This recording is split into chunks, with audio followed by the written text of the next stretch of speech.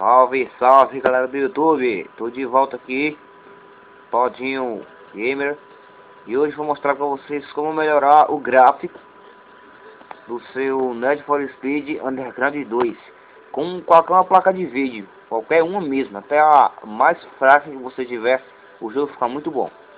Você vem aqui em opções de tela, resolução. Você, para ter essa gráfica, você precisa colocar a resolução do seu computador em 1024 por 768. Você coloca aqui e fica 100% a gráfica.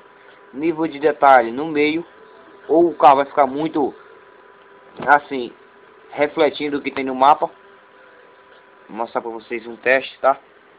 Desculpa a imagem muito ruim, porque estou gravando no meu celular, porque minha câmera do PC está muito ruim. O Fraps também. Aí a opção que eu tive foi essa daqui, porque a galera está pedindo muito, estavam cobrando muito de como todo mundo via que meu PC tinha imagem boa, sem placa de vídeo, né? Cadê o notebook? Porque o PC tá quebrado, já bati aqui já.